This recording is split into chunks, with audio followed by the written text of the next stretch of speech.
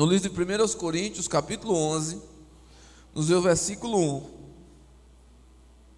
o apóstolo Paulo chama para ele uma responsabilidade, mas ele diz o que é que inspira ele, qual era a sua missão. 1 Coríntios capítulo 11, verso 1 vai dizer: sejam meus imitadores, assim como eu sou de Cristo. A gente precisa entender esse texto, meu amado irmão. Paulo não estava se colocando como modelo, Paulo colocava Cristo como modelo. Paulo não diz: me imite porque eu sou bom, me imite porque eu sei fazer as coisas. Paulo diz: olha, me imite, porque eu estou procurando imitar a Cristo.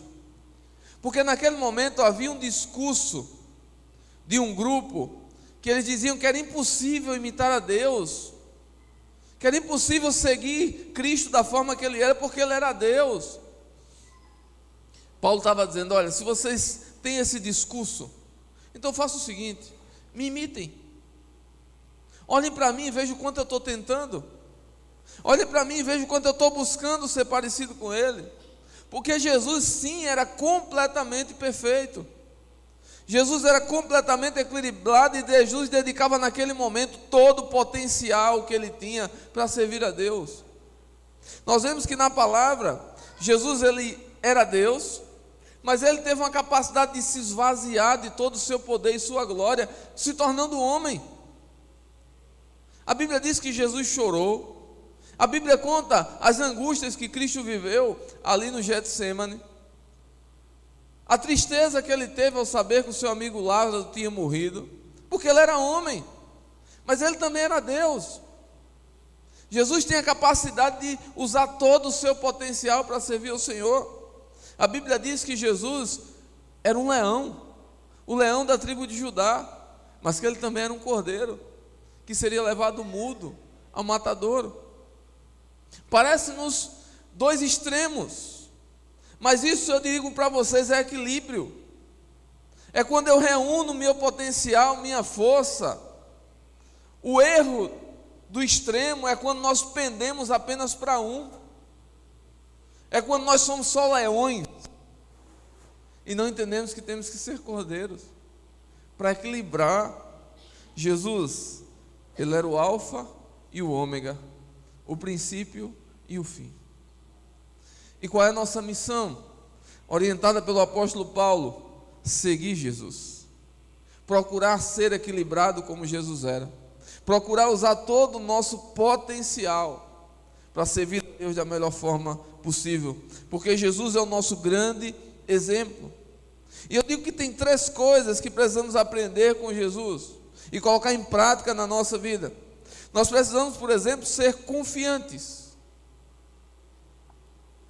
saber que Deus está cuidando de nós, saber que podemos confiar nele, saber que Ele nos dará toda a força, mas precisamos também ser humildes, compreendendo que ainda não sabemos de tudo, que ainda temos coisas para aprender, porque a confiança sem humildade não é eficiente, é o que leva as pessoas muitas vezes ao desastre. A autoconfiança, sem a compreensão das suas limitações. Nós precisamos nos santificar, mas nós somos seres humanos. Eu preciso ser humilde para reconhecer as minhas limitações, como pecador que sou. Eu preciso, meus amados irmãos, ser confiante para aprender e buscar aprender o que eu ainda não sei. Mas eu preciso ser humilde para reconhecer que não sei. Se você acha que sabe, você nunca vai estar confiante, porque você acha que não precisa aprender mais nada. Cada um de nós estamos aqui num processo de aprendizado. Quando nós viemos aqui, não é porque nós já sabemos tudo. Eu creio que vários aqui já leram a Bíblia completamente, mas ela é inesgotável. Todos os dias temos o que aprender com a palavra de Deus. Todos os dias temos o que aprender com o outro. Todos os dias temos o que aprender com Jesus. Por isso Jesus, Ele é sempre o nosso grande modelo. E precisamos ser humildes para compreender isso. Nós não sabemos de tudo. Nós temos aqui músicos excelentes na nossa igreja. mas que eles ensaiam, para que cada vez mais eles possam se aperfeiçoar. E eu ainda digo mais: aqui na terra, nós não vamos conseguir atingir essa plenitude, mas precisamos tentar, precisamos insistir, precisamos buscar, precisamos ser confiantes e humildes, que vamos chegar a esse pleno conhecimento da vontade do Senhor. Nós precisamos, por exemplo, meus amados irmãos, sermos motivados e saudáveis. Jesus, ele tinha essa capacidade. Jesus era motivado, Jesus ia, Jesus sabia, mas Jesus também se cuidava. A gente precisa entender, meus irmãos, que muitas vezes a nossa motivação, muitas vezes a nossa energia é colocada onde a gente para de cuidar das nossas emoções, por exemplo. Tem pessoas que se envolvem tanto com algumas coisas e dedicam toda a sua energia para aquilo, e daqui a pouco, se aquilo de alguma forma não corresponde àquelas expectativas, a pessoa fica arrasada. Precisamos fazer tudo com muito cuidado. É interessante como a gente tem muitas vezes, de uma forma errada, dedicado muito nossa energia em coisas que não nos traz a verdadeira felicidade, que não são saudáveis para nós. Por isso, para um pouco.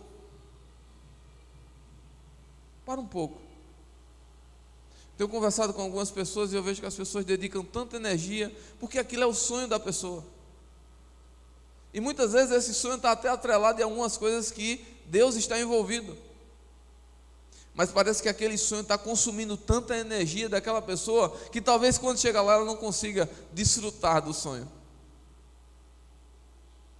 Eu vi certa vez alguém dizer que nós trabalhamos para conquistar coisas para poder desfrutar. Mas muitas vezes quando nós conquistamos, nós estamos tão doentes que não conseguimos desfrutar do que conquistamos. E precisamos agora gastar dinheiro com a saúde. Nós, meus amados irmãos, seres humanos falhos como somos, muitas vezes nós vamos para um único extremo. Eu preciso estar muito motivado. Deus tem muita coisa para fazer na minha vida. Inclusive eu estou pensando, orando a Deus, pedindo discernimento. Estou pensando no próximo ano começar uma nova graduação. Mas hora ou outra surge alguma coisa que meu coração bate forte. E é nesse momento que eu tenho que parar e pensar, eu tenho motivações, mas eu tenho que estar saudável para viver essas motivações. Porque existem outras prioridades na minha vida. Eu tenho uma família que eu tenho que cuidar. Eu tenho que estar bem para cuidar dessa família. Eu tenho uma igreja que Deus me presenteou de uma forma maravilhosa para cuidar. Irmãos para cuidar. E a Bíblia diz que adianta para o homem ganhar o mundo inteiro e perder sua salvação. E às vezes tem tanta gente buscando coisas. E meu amado irmão, eu não estou dizendo que não devemos buscar. Eu estou dizendo que precisamos buscar de uma forma equilibrada. Busque, mas quando você vê que aquilo está sugando você, repense. E isso eu estou falando de uma forma geral. Existem relacionamentos que têm sugado pessoas. Existem muitas vezes ministérios sugando pessoas. Existe às vezes a família sugando pessoas. Mas pastor, minha família me traz mal. Muitas vezes traz, meu irmão. Quando você se permite a se envolver com aquilo. Eu tenho falado muitas vezes aqui na igreja, o diabo ele é especialista em nos distrair. E ele nos distrai com nossos problemas. Ele não precisa arrumar outro. Ele nos distrai naquilo que nós já estamos envolvidos. E a gente precisa buscar muito sabedoria de Deus, para estar motivado, mas estar bem, saudável, para fazer tudo acontecer da melhor forma. Quando nós estamos, meus amados, sobrecarregados, fatalmente nós vamos errar. Fatalmente nós vamos errar. Nós não temos condições de fazer tudo, por isso nós precisamos se motivar de uma forma estratégica. Jesus ele nos ensina isso de uma forma muito especial. A motivação, a missão de Jesus era uma: fazer discípulos. Mas Jesus curou, Jesus ensinou, Jesus ressuscitou pessoas, Jesus pregou, mas ele estava ligado em fazer discípulos. Isso não quer dizer que você vai deixar de fazer outras coisas. Mas se Jesus só tivesse curado, ele seria apenas um curandeiro. Se Jesus tivesse apenas ensinado, ele seria apenas um mestre, um filósofo. Mas Jesus fez discípulos e morreu por esses discípulos. E esses discípulos estavam prontos para morrer por ele e pregar a sua palavra. E por isso essa palavra chegou até nós. Porque Jesus tinha motivação, mas ele estava saudável, fazendo as coisas da forma que precisava ser feito. Por isso essa palavra chegou até nós. Por isso ele fez discípulos. E conhecemos ele como um grande mestre, Senhor e Salvador de nossas vidas. É isso que ele é para nós. Porque ele cumpriu o seu papel de uma forma maravilhosa. E também, meus amados irmãos, precisamos estar focados, mas sermos flexíveis. Eu não sei se você já percebeu, tem algumas pessoas, e hoje tecnicamente até a gente fala que tem hiperfoco em algumas coisas. E quando aquela pessoa ela vidra naquilo, parece que as outras coisas ao seu redor não tem tanta importância. E o nosso pensamento hoje é: eu preciso ter foco, mas ter flexibilidade para estar atento ao que está acontecendo ao meu redor, para que eu não perca as oportunidades, para que eu não perca aquilo que Deus quer fazer através das nossas vidas. O maior inimigo no momento das nossas decisões é a nossa falta de foco. Mas também podemos cometer um grande erro quando hiperpotencializamos esse foco, porque nós deixamos de ver coisas que Deus está fazendo ao nosso redor. E a gente faz isso com muita facilidade. Talvez aqui todos possam lembrar quando você pensou em casar.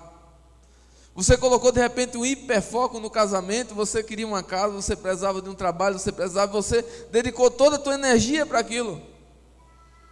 E talvez passou coisas perto de você, situações próximas a você, que era para te abençoar. Você estava tão vidrado naquilo, que você não estava aberto para o que Deus estava fazendo ao seu redor. Por isso eu acho que a gente precisa estar com muita antena ligada para o que Deus está fazendo. Nós precisamos ter foco, mas entender que o nosso foco precisa estar preparado para ser flexível, de uma forma que Deus possa trabalhar em nossas vidas. Algumas pessoas acabam se focando de uma forma exagerada e não percebem as oportunidades grandiosas que Deus está colocando ao seu redor. Um grande exemplo disso é Jesus. Todos nós conhecemos que Jesus, ele ressuscitou a filha de Jairo, que havia morrido. Mas é muito intrigante aquele momento que Jesus está indo para a casa de Jairo. Jesus tinha um foco. Jesus ia ser glorificado, ele iria ressuscitar alguém. Claro que é algo muito importante. Ninguém tinha feito aquilo ainda. Jesus é o único que ressuscitou pessoas. E Jesus ia para ali. Jairo, um grande homem, tinha ido lá, se ajoelhado, pedido: Senhor, salva minha filha, ela está morrendo. Imagina se alguém chega para nós hoje e diz: olha, Senhor, o Senhor pode salvar a minha vida, pode salvar a vida da minha filha, pode salvar a vida do meu filho. Todos nós sairíamos apressadamente para essa missão. Mas na caminhada, em meio a toda aquela multidão, Jesus para. Jesus olha ao seu redor e ele faz uma pergunta: quem me tocou? Jesus tinha um foco, mas ele estava flexível para o que estava acontecendo ao seu redor. E eu creio que foi meio que um espanto daquelas pessoas, um espanto de Jairo. E mais ou menos a gente imaginando aquela cena, as pessoas se afastam um pouco, talvez até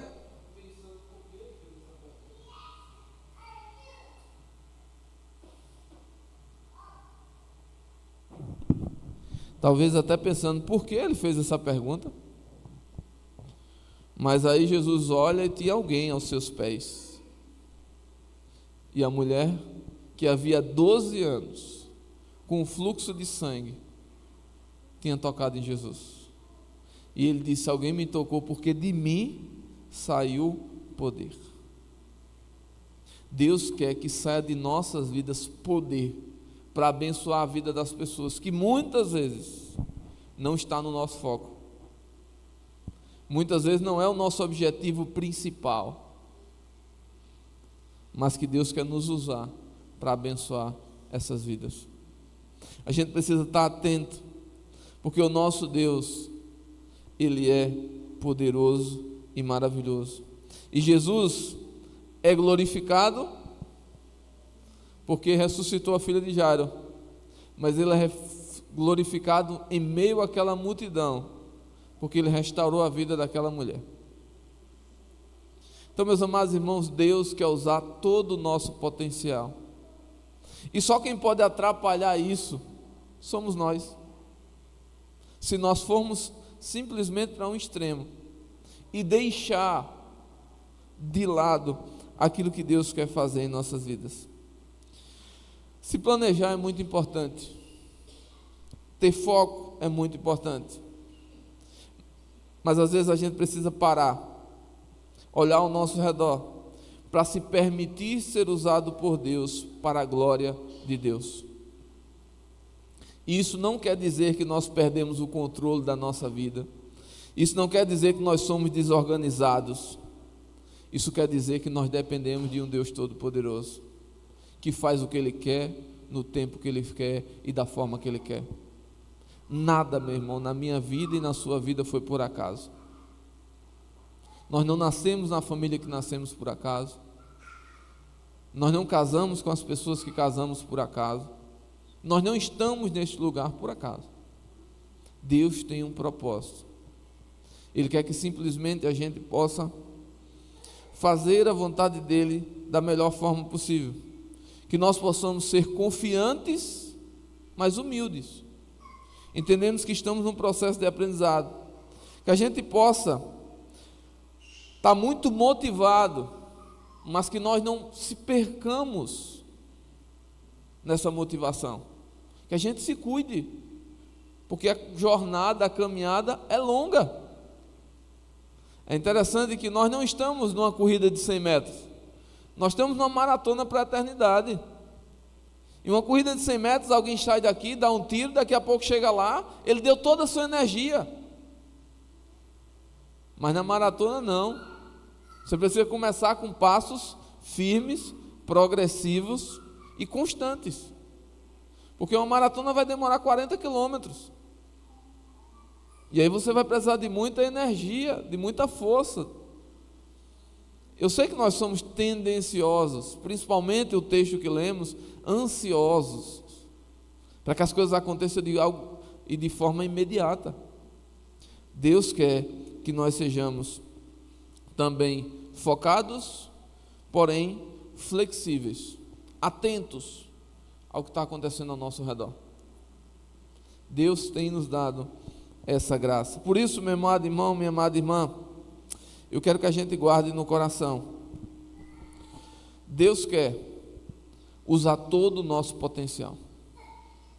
Todo o nosso potencial. Por isso, deixa Deus usar você. Porque dessa forma, a gente vai cada vez mais ser guiados pelo Espírito Santo de Deus, revestidos por esse Espírito e usados por Ele para a sua glória. É isso que Deus quer fazer, através das nossas vidas, através da vida dessa igreja. Por isso, quando Deus olha para nós, Ele enxerga muito mais do que nós mesmos enxergamos. Por isso que às vezes, quando Deus nos dá algo, a gente até se sente pequeno com a missão. A gente vê a missão tão grande, o desafio tão grande, e a gente diz: Senhor, será que eu vou conseguir? Mas, meu irmão, o Deus que te chamou vai te capacitar, vai te dar todos os instrumentos que é necessário, para que pela glória dEle, você possa exercer o ministério que Ele te deu, em nome de Jesus, amém? Vamos orar? Vamos pedir que esse Deus nos ajude a compreender cada vez mais a sua vontade, a buscar ela, e a cada vez mais a gente servir Ele com muito equilíbrio. Quando a gente vê que a gente está pendendo demais para um lado, a gente possa parar assim e dizer: Senhor, não é isso. Isso não parece com Jesus. Por isso que o parâmetro da nossa vida não é Paulo, não é Pedro, não é João, não são os discípulos, não são os profetas, não são os pastores. Nosso parâmetro é Jesus, porque só Ele consegue realmente ser plenamente perfeito. E é nele que a gente se inspira para melhorar cada vez mais. Amém? Vamos orar? Deus, muito obrigado. Obrigado, Pai, por essa noite, pela graça do Senhor em nossas vidas. Eu te peço que o Senhor, Deus, nos guie, nos conduza cada vez mais, Deus, à tua vontade, porque a tua vontade é boa, agradável e perfeita. Nos ensina, Senhor, a te servir. Nos ensina, meu Pai, a nos encher cada vez mais da tua presença. Nos ensina, Deus, a buscar o equilíbrio do Senhor, que está em fazer cada vez mais o melhor para o Senhor. Nos ajuda, Deus, a te servir, a cada vez mais abençoar a nossa família, a nossa vizinhança, a abençoar, Deus, a nossa cidade, com oração e também com vida, para que outras pessoas sejam impactadas e transformadas pelo poder do teu Evangelho. Nos ajuda e nos dá sabedoria para andar mais e mais na tua palavra. É assim, Deus, que nós te pedimos, em nome de Jesus. Eu te peço ainda, Deus, nos leva para casa em paz, em segurança, nos livra de todo mal. Que o Senhor, em nome de Jesus, continue falando ao nosso coração, conduzindo a nossa vida, nos dando ânimo e força. Abençoa a nossa vida, abençoa a nossa família, abençoa a nossa casa, porque em Ti, Deus, nós confiamos. E que o Senhor continue, Deus, derramando a Tua graça sobre cada um de nós. Peço ainda com o amor de Deus Pai, que a graça salvadora do nosso Senhor Jesus Cristo e que as ricas consolações do Espírito Santo de Deus repousem sobre nós aqui, sobre toda a igreja do Senhor Jesus que está espalhada pela face da terra, hoje e para sempre. Todos dizem amém. Que Deus abençoe a todos, em nome de Jesus. Amém. Amém.